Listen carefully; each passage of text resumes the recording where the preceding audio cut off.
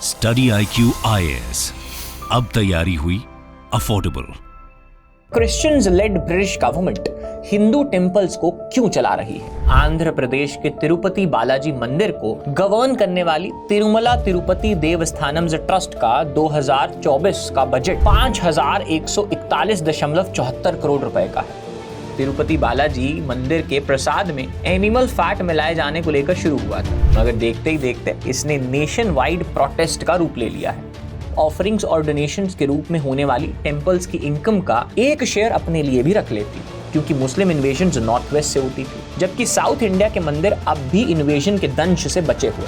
एक और सेक्युलरिज्म का दम भरने वाले हमारे देश के गैर हिंदू धार्मिक संस्थानों जैसे कि मस्जिदों, चर्चेस और गुरुद्वारों के मामले में सरकार मोर और लेस कोई नियंत्रण नहीं रखती। स्वतंत्र भारत में अभी भी हमारे मंदिर स्वतंत्र क्यों नहीं हो पाए?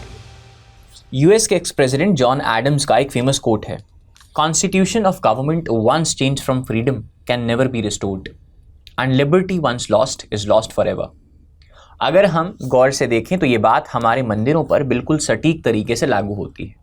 अब देखिए ना, जहाँ एक और सेक्युलरिज्म का दम भरने वाले हमारे देश के गैर हिंदू धार्मिक संस्थानों जैसे कि मस्जिदों, चर्चेस और गुरुद्वारों के मामले में सरकार मोर और लेस कोई नियंत्रण नहीं रखती, वहीं दूसरी ओर हिंदू मंदिरों पर सरकार अब भी उसी तरह अपने पंजे गड़ाए बैठी है जैसे गोरी चमड़ी वाले भेड़ियों के दौर में, यानी कि ब्रिटिशर्स के वक्त पे हुआ करता था। और यदि हम प्रेजेंट रिपोर्ट्स पर नजर डालें तो ऐसा दिखाई देता है कि हिंदू मंदिरों के इसी स्टेट कंट्रोल की वजह से आज दुनिया भर के अरबों हिंदू श्रद्धालुओं की धार्मिक भावनाओं के साथ खिलवाड़ हो रहा है। अब देखिए ना, ये मुद्दा तो आंध्र प्रदेश में स्थित तिरुपति बालाजी मंदिर के प्रसाद में एनिमल फैट मिलाए जाने को लेकर शुरू हुआ था, मगर देखते ही देखते इसने नेशन वाइड प्रोटेस्ट का रूप ले लिया है, जहां हर ओर से यही मांग उठाई जा रही है कि सेक्युलरिज्म के नाम पर हिंदू मंदिरों का शोषण अब बंद होना चाहिए और हिंदू मंदिरों को अब गवर्नमेंट के कंट्रोल से छुटकारा दिलवाया जाना चाहिए। जहां विश्व हिंदू परिषद ने इसके लिए एक नेशन वाइड कैंपेन चलाने की घोषणा करी है, वहीं देश के संत समाज ने भी इसी मांग पर अपना तंज कसा है कि हमारे शास्त्र बताएंगे कि हमारे मंदिरों की व्यवस्था कैसी होनी चाहिए। जबकि आंध्र प्रदेश के डिप्टी सीएम पवन कल्याण ने सनातन धर्म रक्षण बोर्ड सेटअप करने की मांग कर डाली है। मगर मैं आप सबको बता दूं कि यह पहला मौका नहीं है जब हिंदू मंदिरों की स्टेट कंट्रोल से मुक्ति को लेकर इस तरह की मांग उठी हो, बल्कि भारत में हिंदुओं के अंदर धधक रही इस आग का इतिहास भी काफी पुराना है। ऐसे में सवाल ये उठता है कि जहां एक और सरकार एक के बाद एक देश के हर सेक्टर को प्राइवेटाइज करती जा रही है और खुद ये बात मान रही है कि लिबरलाइजेशन के इस दौर में देश में मिनिमम गवर्नमेंट और मैक्सिमम गवर्नेंस होनी चाहिए, तो फिर सरकार अब भी देश के मंदिरों पर अपना कंट्रोल जमाए क्यों बैठी है? तो चलिए आज हम इसी विषय पर चर्चा करते हैं और समझने की कोशिश करते हैं कि आखिर स्वतंत्र भारत में अभी भी हमारे मंदिर स्वतंत्र क्यों नहीं हो पाए। तो who runs temples in India? 2011 के सेंसस के अकॉर्डिंग हमारे देश में करीब 30 लाख प्लेसेस ऑफ वर्शिप हैं, जिनमें से ज़्यादातर हिंदू मंदिर ही हैं, और इसी वजह से भारत को नेशन ऑफ वर्शिपर्स भी कहा जाता है।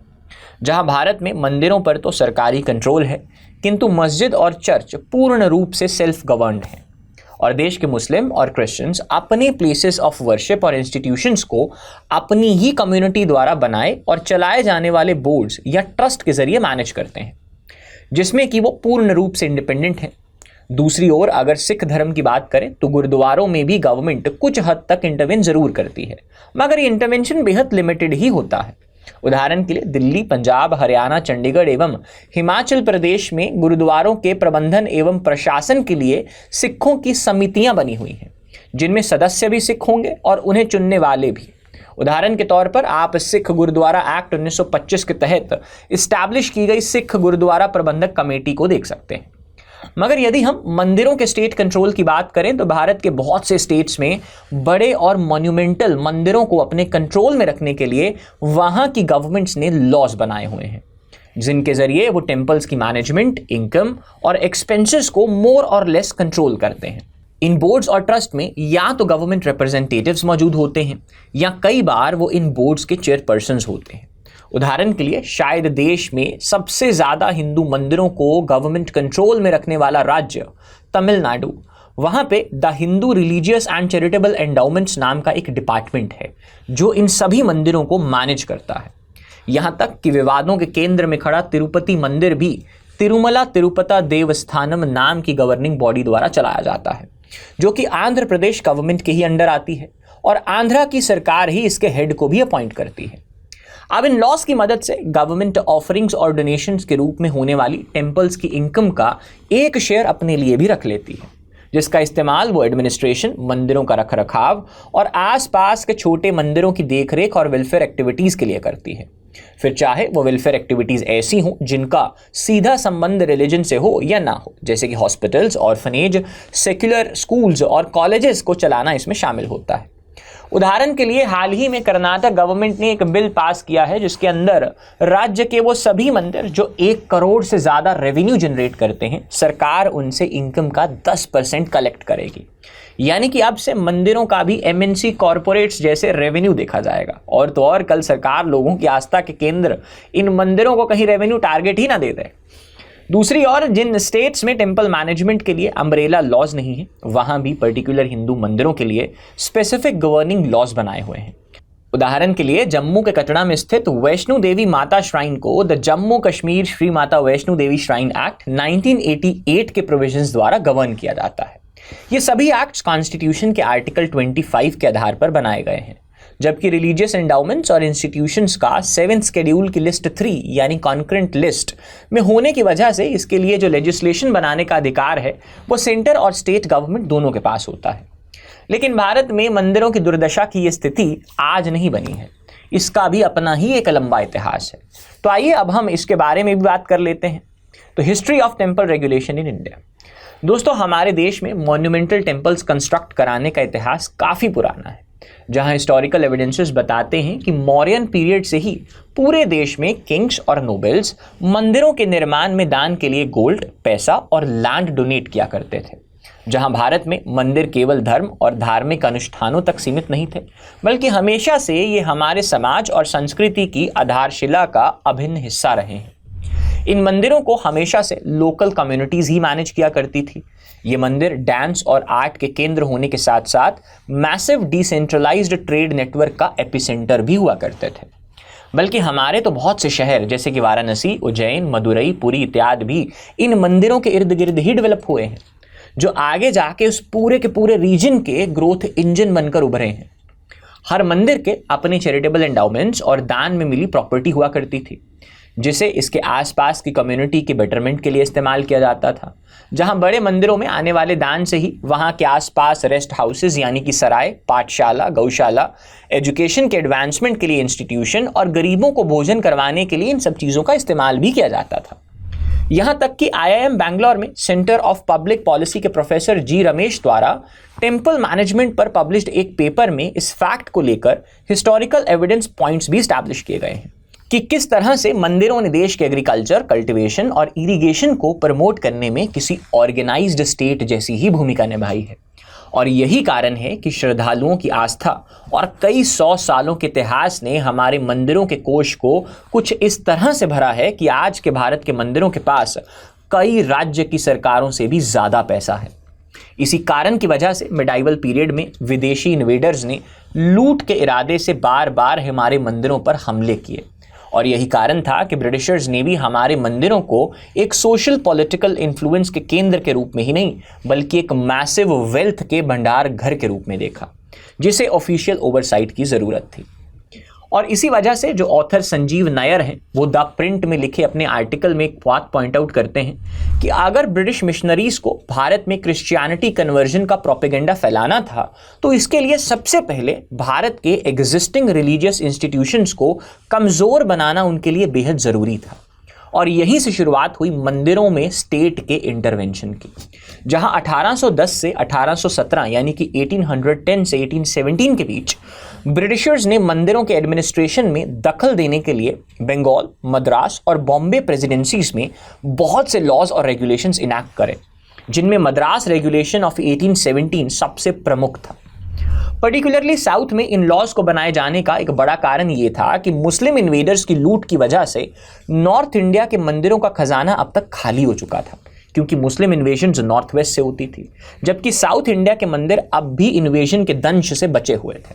ऐसे में अपनी रेगुलेशंस के जरिए ब्रिटिश गवर्नमेंट को ये अधिकार मिला कि वो मंदिरों में आने वाले एंडाउमेंट्स पे मिस अप्रोप्रिएशन का आरोप लगाकर सुपरविजन के नाम पर अपनी संप्रभुता या सॉवरेन अथॉरिटी जमा सकें। ऐसा करने के लिए British government east India company के बोर्ड ऑफ रेवेन्यू का सहारा लिया करती थी। ये नहीं, कुल मिलाकर जिस तरह एक समय में विदेशी आक्रमणकारी हमारे मंदिरों को लूट लिया करते थे, अब वही काम ब्रिटिश गवर्नमेंट बेटर मैनेजमेंट और सुपरविजन का बहाना लगाकर कर रही थी। हालांकि इस इशू के धार्मिक भावनाओं से जुड़े होने की वजह से जल्द ही इसे लेकर देश के हिंदुओं के बीच एक असंतोष फैलने लगा। आफ्टर ऑल सभी का यही क्वेश्चन था कि Christians led British government Hindu temples को क्यों चला रही है। नतीजा ये हुआ कि 1840 तक इनमें से ज़्यादातर रेगुलेशंस को वापस ले लिया गया। इसके बाद 1863 में British government religious endowments act लेकर आई, जिसके बाद मंदिरों का कंट्रोल इस एक्ट द्वारा बनाई गई कमेटीज और ट्रस्टीज को सौंप दिया गया, जो काफ़ी हद तक ब्रिटिश गवर्नमेंट के कंट्रोल में ही थे। यानी कि एक तरह से ब्रिटिश गवर्नमेंट ने मंदिरों के डायरेक्ट कंट्रोल को इनडायरेक्ट कंट्रोल से रिप्लेस कर दिया।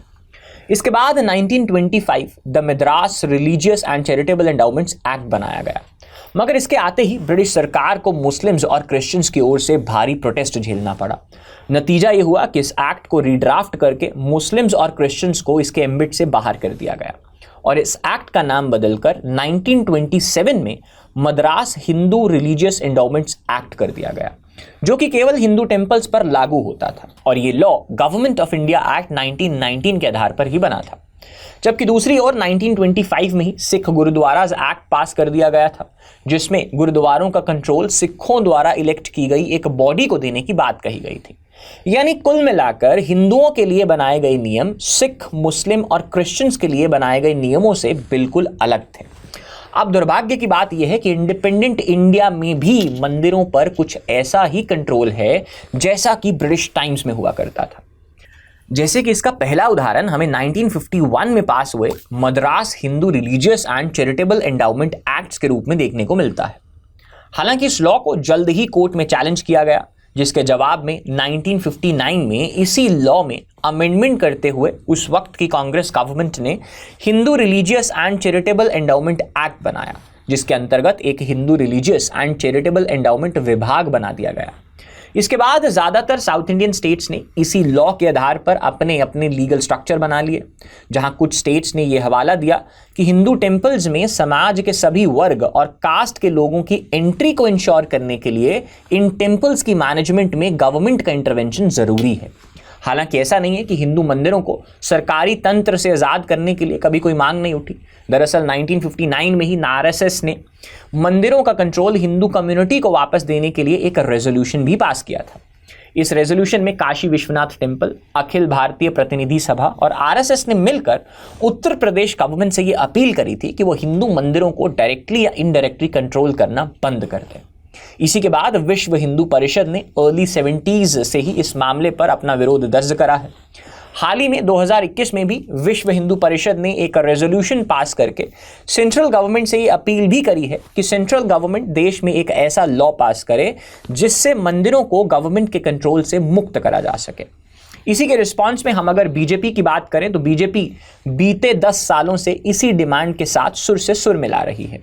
बीजेपी एमपी सत्यपाल सिंह ने 2017 और 2019 में इसी इशू पर प्राइवेट मेंबर बिल भी इंट्रोड्यूस करा था।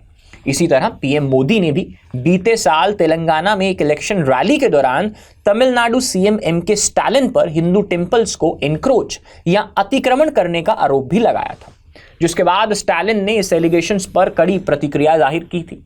हालांकि दूसरी ओर बीजेपी लीडर त्रिवेंद्र सिंह रावत के अंडर उत्तराखंड गवर्नमेंट ने दिसंबर 2019 में उत्तराखंड 4 धाम देवस्थानम मैनेजमेंट एक्ट पास करके इस बोर्ड के जरिए 4 धाम मंदिर और 49 दूसरे मंदिरों को मैनेज करने का मन बनाया था। मगर पुजारियों, लोकल्स और पॉलिटिकल प्रेशर में साल 2021 में पुष्कर सिंह धम्मी की सरकार को इसे अबॉलिश करना पड़ा। इसी तरह साल 2023 में एमपी में शिवराज सिंह चौहान ने भी इन मंदिरों पर स्टेट कंट्रोल में ढील की घोषणा करी थी। मगर अब प्रश्न ये उठता है कि इतने वक्त से आखिर मंदिरों में गवर्नमेंट के इंटरफेरेंस को लेकर तर्क क्या दिए जाते हैं। Why government should control temples? दोस्तों, अक्सर ये देखा जाता है कि रिलीजन और सोशल कस्टम्स आपस में इस तरह से गुथे हुए हैं कि इन्हें एक दूसरे से अलग कर पाना मुश्किल हो जाता है। और ऐसा आपको केवल भारत में ही नहीं बल्कि दुनिया के बहुत से दूसरे देशों में भी देखने को मिलेगा। उदाहरण के लिए एक समय पर यूरोपियन कंट्रीज के एडमिनिस्ट्रेशन में वहाँ की चर्चेज और रिलीजन का दखल इस कदर बढ़ चुका था कि हर फैसले के लिए उन्हें चर्चेज की परमिशन की ज़रूरत पड़ती थी, जिसके पैथेटिक रिजल्ट्स देखकर separation of religion and state का सिद्धांत आगे बढ़ा। दूसरी ओर कई बार समाज में फैली कुरीतियों को भी धर्म से जोड़कर देखा जाने लगता है, जहां कभी कभी इसे धार्मिक परंपरा तक मान लिया जाता है। जैसे एक समय में हमें सती प्रथा और देवदासी प्रथा के रूप में देखने को मिलता था। ऐसे में कई बार सरकार के लिए धार्मिक परंपराओं के विरुद्ध जाकर भी ऐसे नियम बनाने जरूरी हो जाते हैं जो समाज के हित में हो। अब लोग इसे अपने अपने नजरिए के अनुसार स्टेट का रिलीजन और रिलीजियस प्रैक्टिसेस में इंटरफेरेंस भी मान सकते हैं और सोशल रिफॉर्म भी। उदाहरण के लिए स्टेट रेगुलेशन ने ही पब्लिक टेम्पल्स में हेरिडिटरी प्रीस्टहुड को चैलेंज करके उसे समाज के दूसरे वर्गों के लिए और अधिक इंक्लूसिव और नॉन डिस्क्रिमिनेटरी बनाने की कोशिश करी थी। ये टेम्पल एडमिनिस्ट्रेशन में गवर्नमेंट इंटरवेंशन का ही नतीजा था कि मंदिरों की मैनेजमेंट में वर्ग विशेष के हिस्टोरिकल डोमिनेंस को तोड़कर समाज के मार्जिनलाइज्ड सेक्शंस को आगे बढ़ने और उन्हें एडिक्वेट रिप्रेजेंटेशन दिलवाने का काम किया गया। उदाहरण के लिए तमिलनाडु गवर्नमेंट द्वारा बनाया गया Hindu religious and charitable endowments act ये बात सुनिश्चित करता है कि मंदिर के बोर्ड ऑफ ट्रस्टीज में एससी और एसटीज को भी रिप्रेजेंटेशन दिया जाए। इसके अलावा यदि हम बड़े मंदिरों की संपत्ति और मंदिरों से जुड़े एडमिनिस्ट्रेटिव वर्क पर गौर करें तो हम ये पाएंगे कि इसे मैनेज करना अपने आप में एक एमएनसी को मैनेज करने जितना कठिन काम है, जिसे यदि ठीक तरीके से ना किया जाए तो एक बहुत बड़ा क्राइसिस खड़ा हो सकता है, जहां ये क्राइसिस पब्लिक सेफ्टी और क्राउड मैनेजमेंट से जुड़ा भी हो सकता है और मिस अप्रोप्रिएशन ऑफ फंड्स को लेकर भी हो सकता है। उदाहरण के लिए विश्व के सबसे धनवान हिंदू मंदिरों में से एक आंध्र प्रदेश के तिरुपति बालाजी मंदिर को गवर्न करने वाली तिरुमला तिरुपति देवस्थानम्स ट्रस्ट का 2024 का बजट 5,141.74 करोड़ रुपए का है। और ऐसा हो भी क्यों ना, आफ्टर ऑल श्रद्धालु तिरुपति बालाजी में अपनी श्रद्धा की वजह से यहाँ हर साल हजारों करोड़ रुपए का दान चढ़ाते हैं। मौजूदा समय में मंदिर के पास 11,000 किलो से ज्यादा सोना, 13,000 करोड़ से ज्यादा के फिक्स्ड डिपॉजिट और देश भर में 1100 से ज्यादा अचल संपत्ति है, जो कि लगभग 8,088 एकड़ जमीन पर फैली हुई है, जिसमें एग्रीकल्चरल लैंड जैसे एसेट्स भी शामिल हैं। यही नहीं, यदि हम तिरुपति ट्रस्ट के कैश बैलेंस की बात करें तो अप्रैल ऑफ 2024 में सभी बैंक्स में इसके टोटल कैश डिपॉजिट्स 18,817 करोड़ थे। ऐसे में यदि सरकार इस मंदिर की मैनेजमेंट पर अपनी नजर रखती है तो इसमें कोई बुराई नहीं है। साथ ही इस बात को भी पॉइंट आउट किया जाता है कि स्टेट ओवरसाइट से ना केवल एफिशिएंट टेंपल मैनेजमेंट को इंश्योर किया जाता है, बल्कि इससे ये बात इंश्योर की जा सकती है कि टेंपल फंड्स को कम्युनिटी वेलफेयर एक्टिविटीज और लोकल पब्लिक की बेहतरी के लिए खर्च किया जाए, जिसे लेकर सुप्रीम कोर्ट भी ये बात कह चुका है कि मंदिरों में आने वाले एंडाउमेंट्स और चैरिटी को सोसाइटी की लार्जर नीड्स के लिए इस्तेमाल करना एक सही कदम है। दूसरी ओर दबी आवाज में अक्सर ये बात को भी उठाया जाता है कि यदि हिंदू मंदिरों को पूरी तरह से डीरेगुलेट कर दिया जाए तो हो सकता है कि लोगों की धार्मिक आस्था की वजह से आने वाले समय में ये अपने आप में पैरेलल गवर्नमेंट बन जाए, जहां इन मंदिरों को कंट्रोल करने वाले धर्म धुरंधर अपने आप में देश के लिए नई समस्या खड़ी कर देंगे। आफ्टर ऑल भारत में रिलीजन को पॉलिटिक्स से अलग करना तो नामुमकिन सा काम है। ऐसे में यदि सरकार ने हिंदू टेम्पल्स के एडमिनिस्ट्रेशन के लिए कोई व्यवस्था बनाई है तो फिर इसके अगेंस्ट इतने ऑब्जेक्शंस क्यों उठ रहे हैं? तो चलिए अब हम इस बारे में जान लेते हैं। Why devotees are asking to deregulate Hindu temples. अब इसमें जो सबसे पहला और सबसे बड़ा मुद्दा उठाया जाता है वो है वॉयलेशन ऑफ सेक्युलरिज्म का, जहां ये बात कही जाती है कि किसी के रिलीजियस अफेयर्स में state interference principle of secularism के अगेंस्ट जाता है। आफ्टर ऑल सेक्युलरिज्म का तो मतलब ही यही है कि स्टेट अफेयर्स को रिलीजन से अलग रखा जाए। दूसरा, ये बात भी बड़ी ऑब्वियस है कि जब दूसरे धर्म के रिलीजियस इंस्टीट्यूशंस को मोर और लेस ऑटोनॉमस ऑपरेट करने की आज़ादी है तो फिर हिंदुओं के साथ ये भेदभाव क्यों? क्या रेगुलेशन का इस तरह से नॉन यूनिफॉर्म होना और केवल हिंदू टेम्पल्स को इस तरह से स्टेट के डिसप्रपोर्शनेट फोकस में रखना एक हिंदू धर्म विशेष के साथ अन्याय नहीं है? आफ्टर ऑल, क्या हिंदू मंदिरों में इस तरह के स्टेट इंटरवेंशंस हिंदू धर्म और इस धर्म के अपने मंदिरों से जुड़ी आस्था धारणाओं की अवहेलना नहीं है? जो स्टेट इंटरवेंशन के नाम पर इन मंदिरों की ऑपरेशनल ऑटोनॉमी को बिगाड़ने का काम कर रहे हैं। उदाहरण के लिए 2014 के चिदंबरम केस में सुप्रीम कोर्ट ने खुद ये बात मानी थी कि तमिलनाडु के चिदंबरम नटराज टेम्पल की ट्रेडिशनल ऑटोनॉमी, रिचुअल और कल्चर को ध्यान में रखते हुए यहां की प्रीस्ट कम्युनिटी ही इस मंदिर को मैनेज करेगी, ना कि वहां की स्टेट गवर्नमेंट। हालांकि इसके बाद तमिलनाडु स्टेट गवर्नमेंट की ओर से बार बार इस मंदिर के एडमिनिस्ट्रेशन में दखल देने की खबरें आती रही। ऐसे में जब लोकल रिचुअल्स और कल्चर को समझने की बजाय एडमिनिस्ट्रेटिव पॉइंट ऑफ व्यू को देखकर गवर्नमेंट्स एक तरफा फैसला लेने लगती हैं, तो इससे डिवोटीज की धार्मिक भावनाओं को आहत होती है। आगे के लिए एक रॉन्ग प्रेसिडेंट भी सेट हो जाता है। ये मामला तब और भी ज्यादा गंभीर हो जाता है जब ये इशू ट्राइबल्स और इंडिजिनस कम्युनिटीज से जुड़ा होता है, जो स्टेट इंटरफेरेंस की वजह से अपने प्लेस ऑफ वर्शिप से जुड़े यूनिक कस्टम्स और ट्रेडिशंस को ही फॉलो नहीं कर पाते। यही नहीं, अगर हम गौर से देखें तो स्टेट कंट्रोल की वजह से जहां एक और हिंदू मंदिर सरकार के लिए एक कैश काउ बन जा रहे हैं, तो वहीं दूसरी ओर इससे हिंदू मंदिरों के अस्तित्व भी खतरे में आ जा रहे हैं। उदाहरण के लिए हम तमिलनाडु के श्री स्वामी टेम्पल को देखते हैं। यहां के कलेक्शंस मंदिर के डेजिग्नेटेड टेम्पल बैंक अकाउंट में जाते हैं। रिपोर्ट्स के मुताबिक इसमें 14% एडमिनिस्ट्रेशन फीस के रूप में जाता है, जबकि 4% मंदिर के ऑडिट फीस के लिए लिया जाता है। 25 से 40% सैलरीज और 1 से 2% रोज होने वाले आरती और फेस्टिवल एक्सपेंसेस पे खर्च किया जाता है। इसके अलावा पूरे कलेक्शन का 4 से 10% कमिश्नर कॉमन गुड फंड में जाता है, जहां से ये सारा पैसा गवर्नमेंट की अलग अलग पॉपुलर स्कीम्स को फंड करने के लिए चला जाता है। ऐसे में हम देख सकते हैं कि मंदिर के 65 से 70% कलेक्शन को नॉन टेम्पल या घुमा फिरा के एडमिनिस्ट्रेटिव पर्पस के लिए इस्तेमाल किया जाता है। यहाँ ध्यान देने वाली बात यह है कि इन मंदिरों में पूजा पाठ करने वाले अर्चकास मामूली सैलरीज और कभी कभी आस्था की वजह से बिना सैलरी के ही अपना काम किया करते हैं। यही नहीं, हिंदू मंदिर जो एक समय में धर्म के प्रसार और हिंदू संस्कृति और शिक्षा के विस्तार का केंद्र हुआ करते थे, आज उन्हीं मंदिरों में वेद पाठशाला चलाने या हिंदू फिलॉसफी सिखाने के लिए पैसा ही नहीं है। खैर, अगर हम अगला ऑब्जेक्शन की ओर बढ़े तो अक्सर इस पॉइंट को उठाया जाता है कि गवर्नमेंट के कंट्रोल में हिंदू मंदिरों के कल्चरल कैपिटल को नुकसान हो रहा है। उदाहरण के लिए 2017 में यूनेस्को द्वारा मद्रास हाई कोर्ट में फाइल की गई एक रिपोर्ट में यह बताया गया कि गवर्नमेंट द्वारा किया जा रहा मंदिरों का पुअर कंजर्वेशन एक्चुअली इन मंदिरों के हिस्टोरिकल सिग्निफिकेंट टेम्पल स्ट्रक्चर्स को नुकसान पहुंचा रहा है। ऐसे में अक्सर ये बात उठाई जाती है कि यदि मंदिरों का कंट्रोल डिवोटीज और हिंदू आउटफिट्स के हाथों में होगा तो वो धार्मिक नियमों और आस्थाओं का पालन करते हुए इन मंदिरों को बेहतर तरीके से संरक्षित कर पाएंगे। यही नहीं, जहां एक और करंट सिस्टम में मंदिरों में आने वाले डोनेशंस को गवर्नमेंट दूसरे कामों के लिए खर्च कर देती है, यदि इसी पैसे का इस्तेमाल केवल मंदिरों के संरक्षण और कंजर्वेशन और रीडेवलपमेंट और मंदिरों के आसपास इंफ्रास्ट्रक्चर को बेहतर बनाने में इन्वेस्ट किया जाएगा, तो इससे मंदिरों का टूरिज्म पोटेंशियल भी बढ़ेगा। साथ ही अक्सर मंदिरों में आने वाले एंडाउमेंट्स और दान को लेकर यह कहा जाता है कि गवर्नमेंट का इसमें सुपरविजन इनके मैनेजमेंट को रोकने के लिए है, और यदि गवर्नमेंट इस पर ध्यान ना दे तो हो सकता है कि इस धन का गलत इस्तेमाल हो। मगर ये आर्गुमेंट तब सेल्फ डिफीटिंग साबित हो जाता है कि गवर्नमेंट खुद ही पब्लिक फंड्स को मिसमैनेज करती दिखाई देती है। हालांकि गवर्नमेंट में फैले करप्शन या गवर्नमेंट मशीनरी में फंड्स के मिसमैनेजमेंट को किसी उदाहरण की जरूरत नहीं है, मगर फिर भी यदि हम इस उदाहरण की मदद से समझें तो हमें मंदिरों के असेट से ही जुड़ी हुई ऐसी ढेरों एग्जाम्पल देखने को मिल जाएंगे जहां गवर्नमेंट इंटरफेरेंस ने देश के सामने गलत एग्जाम्पल पेश करा है। फॉर एग्जाम्पल, आंध्र प्रदेश में भी पिछले साल सरकार ने तिरुमला तिरुपति देवस्थानम के माध्यम से भगवान वेंकटेश्वर की 50 संपत्तियों की नीलामी का निर्णय लिया था। ये संपत्तियां आंध्र प्रदेश के अतिरिक्त तमिलनाडु और ऋषिकेश में स्थित हैं।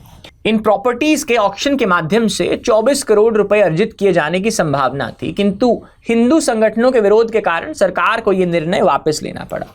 जबकि तमिलनाडु गवर्नमेंट द्वारा मद्रास हाईकोर्ट में फाइल्ड एक रिपोर्ट में यह बात मानी गई है कि तमिलनाडु में 10,000 से अधिक मंदिर विलुप्त होने के कगार पर हैं, क्योंकि वहां कोई भी पूजा करने वाला नहीं है।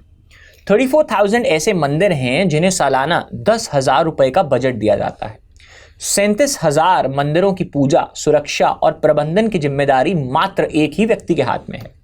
यही नहीं, अक्सर मंदिरों की भूमि और प्रॉपर्टी को स्यूडो गवर्नमेंट प्रॉपर्टी में कन्वर्ट कर दिया जाता है। ऐसे में एक सर्वे के अनुसार तमिलनाडु में मंदिरों के स्वामित्व वाली 5.25 लाख एकड़ भूमि में से अब 4.78 लाख एकड़ भूमि ही शेष है।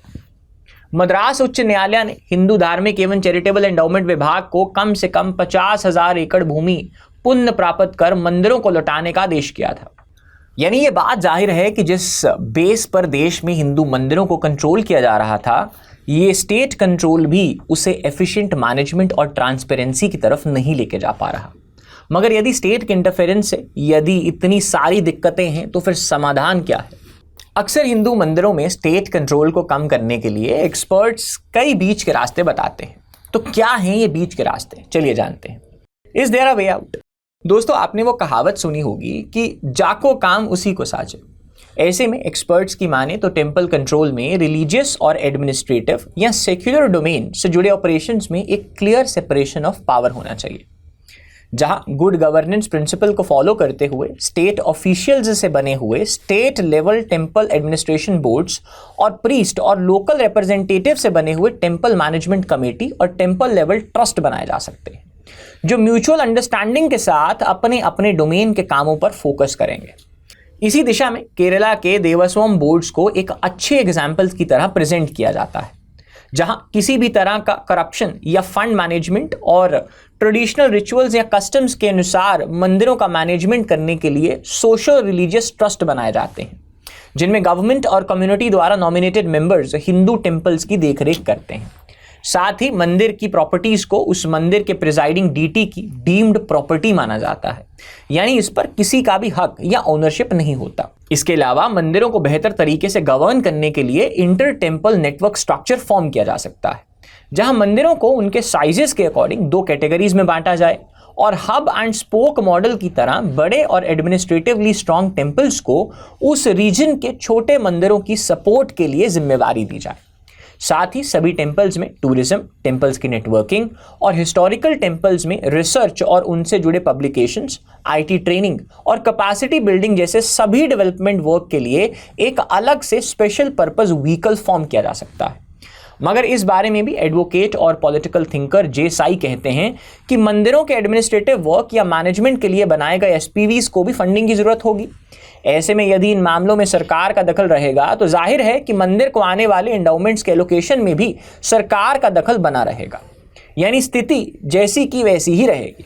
ऐसे में हम देख सकते हैं कि ये समस्या थोड़ी जटिल है, जिसका एक जवाब नहीं हो सकता, मगर फिर भी अब वो समय आ गया है जब इस मुद्दे को और टालने की बजाय इस पर खुलकर बात होनी चाहिए, जहां कोरी बयानबाजी और राजनीतिक शीटाकशी की जगह एक हेल्दी डिस्कशन होना चाहिए कि आखिर कैसे देश के सबसे बड़े धार्मिक वर्ग की धार्मिक भावनाओं और प्रैक्टिकल ऑप्शंस को तलाशते हुए इस मुद्दे का हल खोजा जाए।